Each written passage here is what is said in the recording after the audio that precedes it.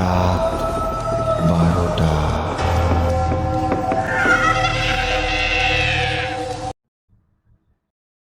রাত 12টায় আপনাদের সবাইকে স্বাগতম। এখানে আপনি পাবেন হাড় কাঁপানো কিছু অদ্ভুত রহস্যময় গল্প। প্রতিবার একটি নতুন সম্পৃক্ত গল্প নিয়ে আমরা হাজির। আসুন এক অজানা রহস্যের অবুঝ অধ্যায়ে প্রবেশ করি। আজকের গল্প মোহাম্মদ জাফর ইকবালের লেখা রহমত চাচার এক রাত। এই গল্পটি আমরা নিয়েছি পিশাচিনী এই বইটি থেকে। গল্প পাঠে শান্তনু, গল্পের সূত্রধার তুহিন, আবহ সঙ্গীত ও স্পেশাল এফেক্টসে বিশ্বজিৎ ও সৌরভ, অন্যান্য কণ্ঠে শান্তনু। শুরু হচ্ছে রহমত চাচার এক রাত। আমরা গ্রামের বাড়িতে বেড়াতে গেলেই রহমত চাচা আমাদের দেখতে আসতেন। লম্বা চওড়া মানুষ, এ বয়সেও শরীর পাথরের মতো শক্ত। আমরা তখন ছোট, আমাদের দু তিনজনকে এক হাতে টেনে তুলে ফেলতেন ঘাড়ের উপর। খাওয়ার সময় আমরা সবিষয়ে তার খাওয়া দেখতাম। একজন মানুষ যে এত খেতে পারে, না দেখলে বিশ্বাস হয় না। খাওয়া শেষ হবার পর হাত ধুয়ে উঠে পড়ছেন, তখন তার থালায় কেউ প্রায় এক গামলা ভাত ঢেলে দিত, সাথে সমান পরিমাণ মাছ, মাংস বা শুধু ডাল। খানিকক্ষণ চেঁচামেচি করে আবার খেতে শুরু করতেন। দেখতে দেখতে সব শেষ হয়ে যেত। তার পেটে কোথায় যে এত জায়গা, কে জানে। আমাদের খাওয়া দেখতেন আর মাথা নেড়ে বলতেন, এত কম খেয়ে থাকিস কেমন করে? কোন দিন তো বাতাসে উড়ে যাবি। রহমত চাচার সবচেয়ে যেটা মজার, সেটা হচ্ছে তার গল্প বলার ঢং। পড়াশোনা জানেন না, জীবনে কোনো বই পড়েননি, তাই তার সব গল্পই নিজের জীবনের সত্যি গল্প। এমন স্বাভাবিক গলার স্বরে এমন একটা অস্বাভাবিক গল্প বলে যেতেন যে শুনে আমরা হতবাক হয়ে যেতাম। যেমন, অমুক গ্রামের সব মানুষ চোর ছিল। মানুষেরা তাদের উৎপাতে অতিষ্ঠিত হয়ে পুলিশে খবর দিল। তখন ব্রিটিশের রাজত্ব। তারা এসে সবাইকে ধরে নিয়ে গেল। নেওয়ার সময় যদি কেউ পালিয়ে যায়, তাই সবার হাতের তালু ফুটো করে তার ভেতর দিয়ে দড়ি ঢুকিয়ে সবাইকে একসাথে বেঁধে রেখেছিল। আমরা অবিশ্বাস করি কেমন করে, তার নিজের চোখে দেখা। আরেকবার নারকেল নিয়ে কথা হচ্ছে। রহমত চাচা বললেন, কবে নাকি নারকেল গাছ থেকে নারকেল নামানো হয়েছে। নারকেল কেটে পানি গ্লাসে ঢালা হলো। দেখা গেল পানির ভেতর কুঁচো চিংড়ি পানির সাথে মিশে আছে। ভালো করে না দেখলে দেখা যায় না। তার নিজের চোখে দেখা ঘটনা, আমরা কি বলবো। সবচেয়ে মজার ছিল তার ভূতের গল্পগুলি। যখন শুনেছি তখন অবশ্যই মজার মনে হয়নি। ভয়ে হাত পা শরীরের ভেতর সিঁধিয়ে গিয়েছিল। এই জন্য কখনো আমাদের সামনে ভূতের গল্প পড়তে চাইতেন না। ভূতের গল্প শুনে ভয় পেয়ে আমরা নাকি ভীতু হয়ে যাব। তাকে কিছুতেই বোঝানো যেত না যে ভয় পাওয়ার জন্যই তো ভূতের গল্প শোনা। তাছাড়া আমরা তো এমনিতেই ভীতু, নতুন করে ভীতু হওয়ার প্রশ্ন কোথায়। যখন বড়রা বসে গল্প করত, কথায় কথায় ভূতের গল্প উঠে যেত, তখন রহমত চাচা একটা দুটো ভূতের গল্প বলতেন। ভয়ঙ্কর সব গল্প শুনে হৃদস্পন্দন থেমে যেতে চায়। তার কাছ থেকে শোনা সবচেয়ে যেটা ভয়ের গল্প, সেটা এই রকম, তার নিজের ভাষাতেই বলি। সে অনেকদিন আগের কথা। আমার বয়স তখন মাত্র 25 কি 26। সে সময় আমাদের পাশের গাঁয়ে রশিদ মিয়া নামে একজন লোক থাকত। এরকম বদমাইশ লোক আমি আমার জীবনে খুব কম দেখেছি। এমনিতে তার সুদের কারবার ছিল, কিন্তু এমন কোনো খারাপ কাজ নেই যে সেটা করেনি। লোকজনকে ফাঁকি দিয়ে তাদের জমি লিখে নেওয়া থেকে শুরু করে কম বয়সী মেয়েদের জোর করে বিয়ে করে ফেলা, কিছুতেই তার আপত্তি নেই। শুকনো দড়ির মতো চেহারা, থুতনিতে অল্প কিছু দাড়ি, মাথায় টুপি, মুখে সবসময় পান, কসবে পানের পিক পড়ছে, দাঁতগুলি লাল। সেই রশিদ মিয়াকে এক রাতে কারা এসে খুন করে গেল। বাজার থেকে ফিরে আসছিল, বাড়ির কাছে বাঁশঝাড়, তার কাছে আসতেই লাঠির এক আঘাতে মাথা দুফাক। ধরপড় করতে করতে কিছুক্ষণের মধ্যেই সে শেষ। মানুষ মারা গেলে খুশি হতে নেই, কিন্তু রশিদ মিয়া মারা গেলে ৩-৪ গ্রামের অনেক মানুষ খুশি হয়েছিল। পরদিন অনেক থানা পুলিশ হলো। সদর থেকে দারোগা নিজে এলেন, লোকজনকে জিজ্ঞাসাবাদ করে কাগজপত্রে সবকিছু লিখে নিলেন। যাওয়ার সময় বলে গেলেন রশিদ মিয়ার লাশ শহরে নিয়ে যেতে। খুনের মামলা, লাশ নাকি কেটে দেখতে হবে। কে যাবে রশিদ মিয়ার লাশ নিয়ে? দু চোখের বিষ ছিল এলাকার সব লোকের, কারো এতটুকু গরজ নেই। গ্রামের মাতব্বরেরা তখন অনেক কষ্ট করে আমাদের কয়েকজনকে রাজি করালেন। জওয়ান বয়স তখন, ভাবলাম কি আছে, নিয়ে যাই লাশটাকে। মরে গেছে যখন, রাগ পুষে আর কি হবে।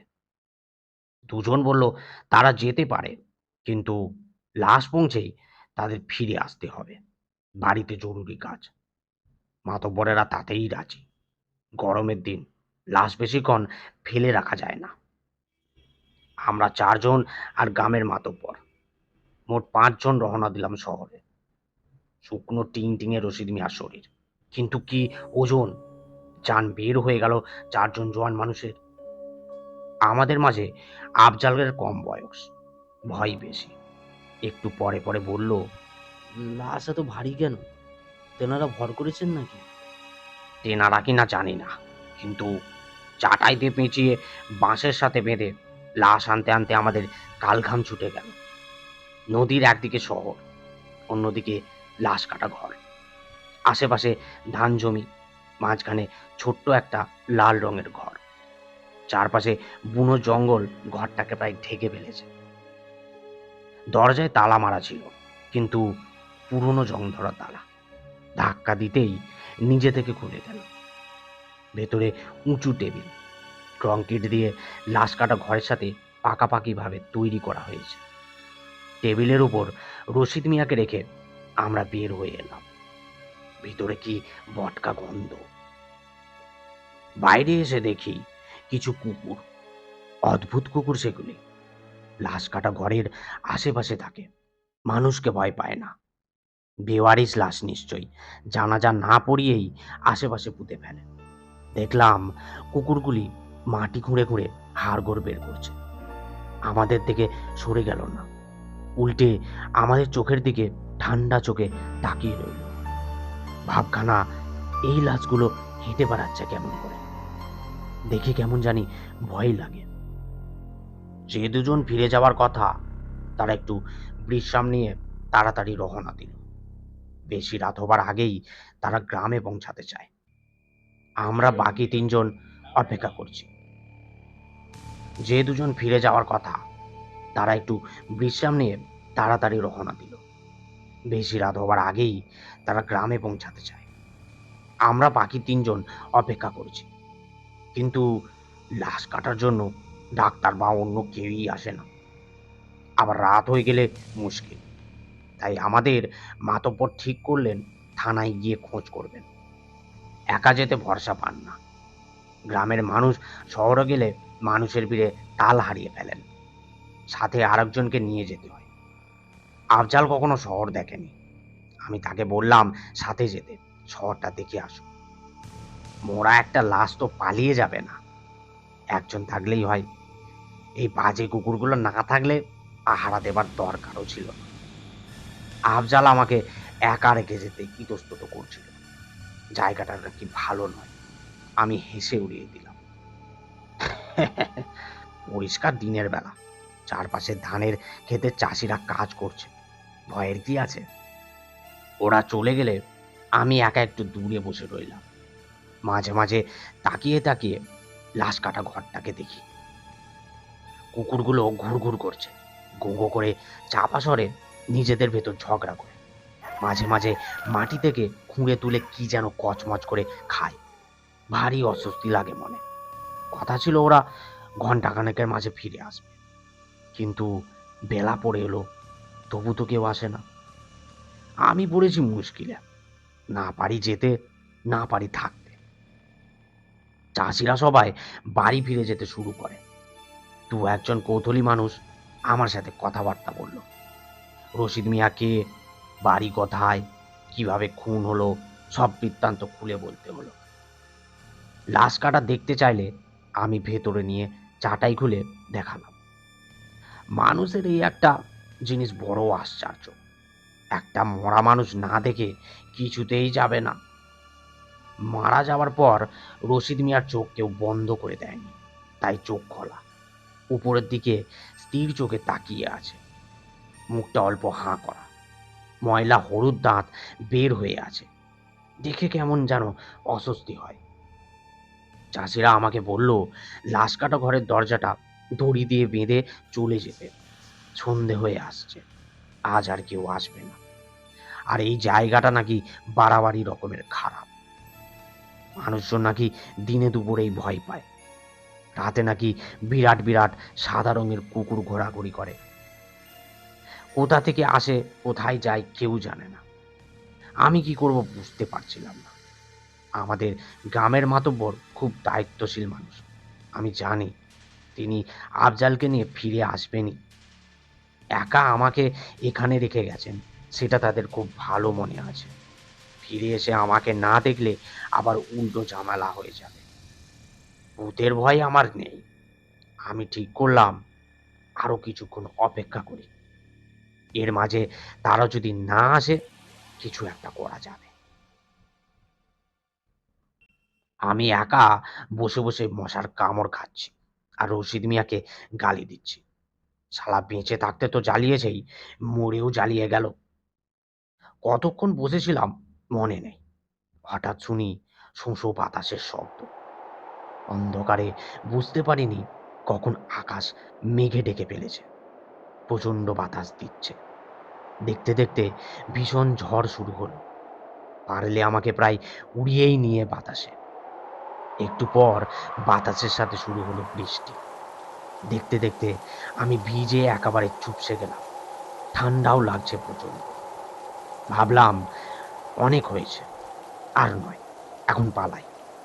ঝড়ের মাঝে যাব কোথায় তাও জানি না। যখন চলে যাবার জন্য পা বাড়িয়েছি, তখন হঠাৎ শুনি গলার আওয়াজ। ঝড়ের মাঝে বোঝা যায় না, কিন্তু মনে হলো মাতব্বরের গলার স্বর। আমিও চেঁচিয়ে ডাকলাম তাদের। তারাও উত্তর দিল। আমি স্পষ্ট শুনলাম। আমার বুকে তখন সাহস ফিরে এলো। সবাই ফিরে আসছে তাহলে। প্রচন্ড বৃষ্টি তখন। ভাবলাম বাইরে দাঁড়িয়ে ভিজে কি লাভ, লাশ কাটা ঘরের ভিতরে গিয়ে অপেক্ষা করি। মাথার ওপর অন্তত একটা ছাদ তো আছে।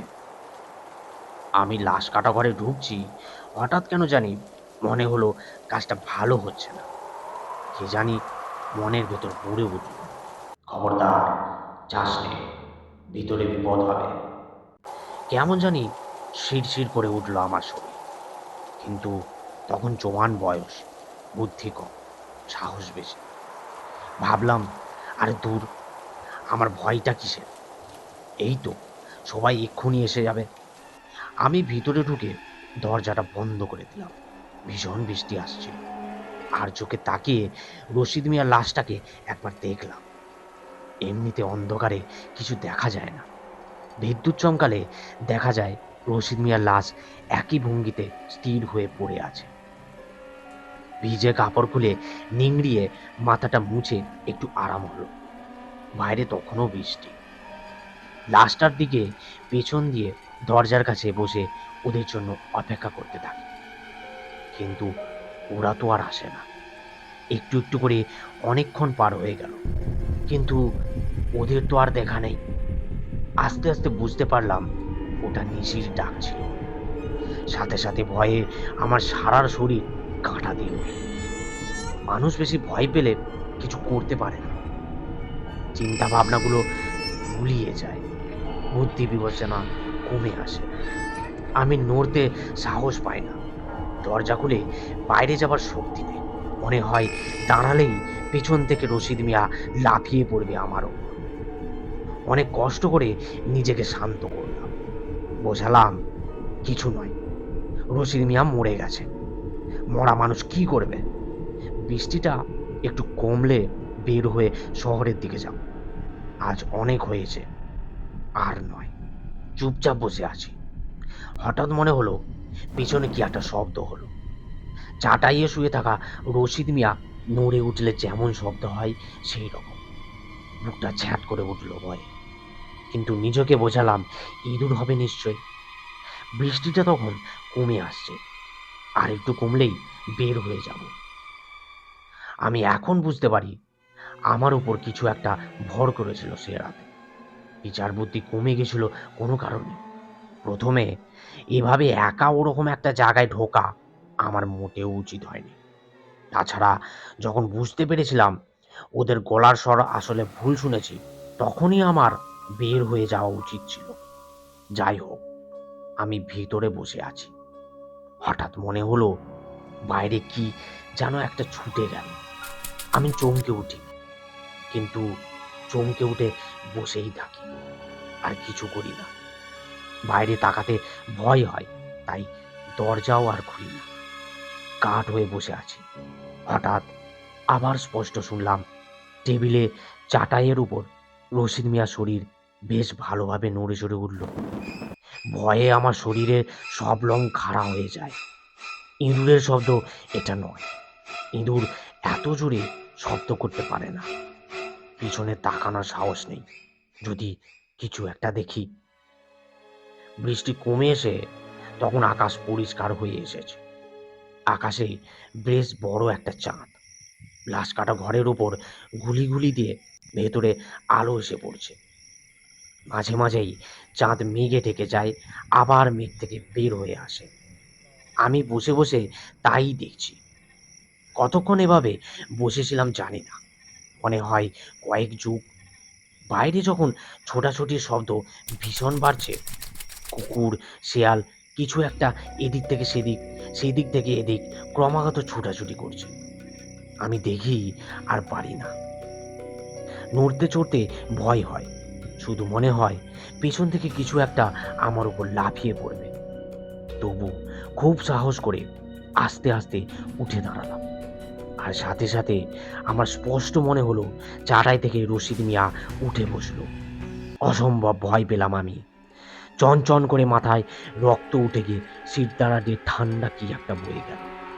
তাড়াতাড়ি দরজা খোলার চেষ্টা করলাম, কিন্তু দরজাকে যেন বাইরে থেকে বন্ধ করে দিয়েছে। যতই ধাক্কা দিই দরজা আর খোলে না।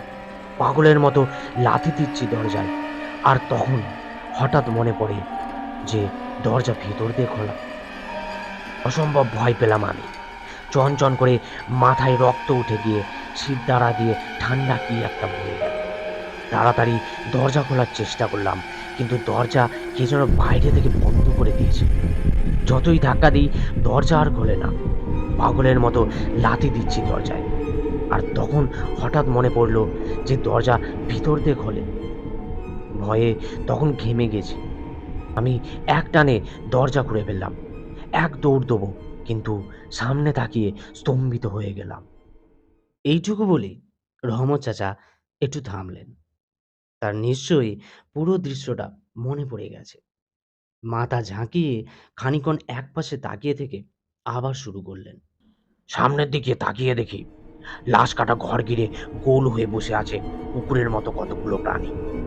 দেখতে কুকুরের মতো হলেও কুকুরের থেকে অনেক বড়। চোখগুলি জল করছে অন্ধকারে, গায়ের রং ধবধবে সাদা। আমাকে দেখে সবগুলোই নড়ে চড়ে বসে, চাপা স্বরে ডাকে, কেমন যেন হিংস্র ভাবভঙ্গি, যেন সবগুলি একসাথে লাফিয়ে পড়বে আমার উপর। আমি আতঙ্কে পাগলের মতো হয়ে আবার ভেতরে ঢুকবো, তখন তাকিয়ে দেখি রশিদ মিয়া দু হাতে টেবিলটা ধরে পা ঝুলিয়ে বসে আছে।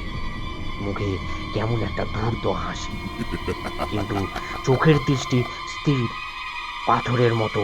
অন্ধকারে ভালো দেখা যায় না, কিন্তু পরিষ্কার বোঝা যাচ্ছে আমার দিকে তাকিয়ে আমার ভিতর দিয়ে যেন দেখছে। মানুষ বেশি ভয় পেলে সব বুদ্ধি হারিয়ে ফেলে। আমার শুধু মনে হতে লাগলো এক্ষুনি গিয়ে রশিদ মিয়াকে চেপে শুইয়ে দিতে হবে।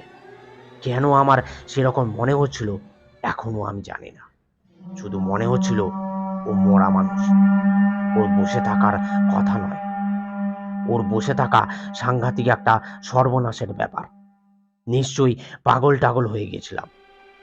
সত্যি সত্যি যখন ভিতরে ঢুকছি তখন হঠাৎ শুনি প্রচন্ড এক ধমক। কে কে ওখানে? মুহূর্তে আমার জ্ঞান ফিরে এলো। ভাবলাম, সর্বনাশ, আমি এ কি করতে যাচ্ছি। তাড়াতাড়ি ঘুরে বাইরে তাকে দেখি একজন লোক দাঁড়িয়ে আছে। অন্ধকারে ভালো দেখা যায় না। মনে হলো বয়স্ক, লম্বা চওড়া, গায়ে লম্বা পাঞ্জাবি। আমাকে তাকাতে দেখে আবার প্রচন্ড জোরে এক ধমক দিল। কি করছো ওখানে? বের হয়ে এসো এক্ষুনি, এক্ষুনি বের হয়ে এসো।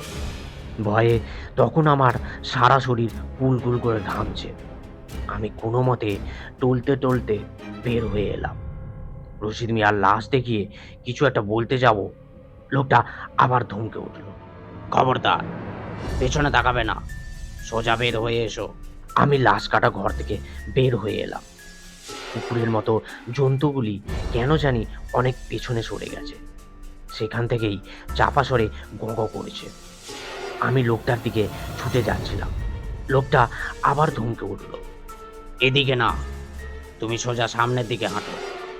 আমার নিজের উপর তখন কোনো জোর নেই। লোকটার কথা মতো টলতে টলতে হাঁটতে থাকি। পেছন থেকে লোকটা বলল, সোজা সামনের দিকে তাকিয়ে হাঁটো, খবরদার, পেছনে তাকাবে না। আমি আচ্ছন্নের মতো হাঁটতে থাকি। খানিকক্ষণ পর কি একটা বলতে যাব, লোকটা বলল, কোনো কথা নয়, সোজা সামনের দিকে হাঁটো। আমার হঠাৎ খটকা লাগলো। লোকটা বুঝলো কেমন করে আমি কথা বলবো। তাছাড়া এত বৃষ্টি হয়ে চারিদিকে কাদা পানি হয়ে আছে। আমি চপচপ করে হাঁটছি। লোকটার হাঁটার কোনো শব্দ নেই কেন? ঘুরে পেছনের দিকে তাকাবো, লোকটা তখন আবার প্রচন্ড ধমক দিল। খবরদার, পেছনে তাকাবে না। আমার কি হলো জানি না, তবু আমি পেছনে তাকালাম। তাকিয়ে বুঝলাম কেন সে পেছনে তাকাতে নিষেধ করছে। চাঁদের আলোতে স্পষ্ট দেখা যায় পেছনের লোকটা আসলে মানুষ নয়, চেষ্টা করছে মানুষের মতো রূপ নিতে। অন্তত 10 ফুট উঁচু কালো নাক মুখ চোখ আছে, কিন্তু যেরকম থাকার কথা সেরকম নেই, অন্যভাবে আছে। আমি তাকাতেই জিনিসটা অদ্ভুত একটা শব্দ করে দাঁড়িয়ে গেল। দেখলাম ওর চোখ, নাক, মুখ নড়তে থাকে, যেন প্রাণপণ চেষ্টা করছে সেগুলিকে আটকে রাখতে, যেন খুলে আসবে হঠাৎ করে। এরপর আমার আর কিচ্ছু মনে নেই। পরে আফজালের কাছে শুনেছি, আমাকে ওরা যখন পেয়েছে তখন আমি নাকি পাগলের মতো ছুটছি। ওরা যেদিক দিয়ে আসছিল সেদিকেই। ওরা দুজন মিলে নাকি ধরে রাখতে পারেনি। সারা শরীর থেকে নাকি তেল তেলে পিচ্ছল কি একটা জিনিস বের হচ্ছে। যখন জোর করে ধরে কিল ঘুষি মেরে আমাকে ধাতস্থ করলো, আমি নাকি বিড়বিড় করে কি একটা কথা বলে জ্ঞান হারালাম। ওরা শুধু রশিদ মিয়ার লাশটার কথা বুঝতে পারল। থানার লোকজনের খামখেয়ালিপনার জন্য ওদের দেরি হয়েছিল। তাড়াহুড়ো করে যখন নদীর ঘাটে এসেছে তখন ঝড়ের জন্য খেয়া বন্ধ।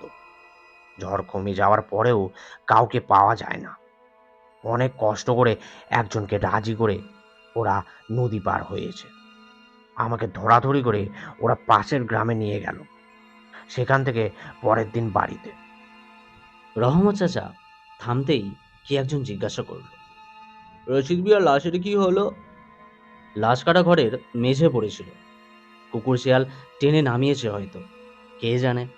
রহমত চাচা খানিকক্ষণ চুপ করে থেকে বললেন, আমাকে আসলে সে রাতে মেরেই ফেলতো। লোকজন ঠিকই বলেছিল জায়গাটার দোষ আছে। আমি মরেই যেতাম, জিনটা বাঁচিয়ে দিয়ে গেল। আমরা জিজ্ঞাসা করলাম, জিন? আপনি বুঝতে পারলেন কেমন করে সেটা জিন? রহমত চাচা বললেন, তখন বয়স কম ছিল, অভিজ্ঞতা ছিল না, তাই বুঝতে পারিনি। এখন বুঝি। কিভাবে বোঝেন? আর কখনো জিন দেখেছেন? রহমত চাচা হঠাৎ উঠে পড়েন, ধমক দিয়ে বললেন, যাও যাও, ঘুমাও গিয়ে। বাচ্চা ছেলেরা, কেন চিনভূতের গল্প শুনতে চাও? আমরা তবু বসে থাকি। ওঠার সাহস অনেক আগেই চলে গেছে।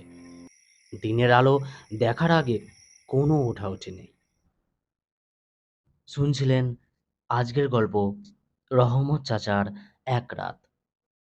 রাতের অন্ধকারে ভূত সঞ্চারের অদ্ভুত গল্প শোনার জন্য আমাদের চ্যানেলটি সাবস্ক্রাইব করুন, লাইক করুন, শেয়ার করুন এবং কমেন্ট করে আমাদের জানান আপনাদের কেমন লেগেছে। অবশ্যই সতর্ক থাকুন, কারণ রাত 12টা এই চ্যানেলে আপনার ভূত সঞ্চার আরও ভয়ঙ্কর হতে পারে। ধন্যবাদ।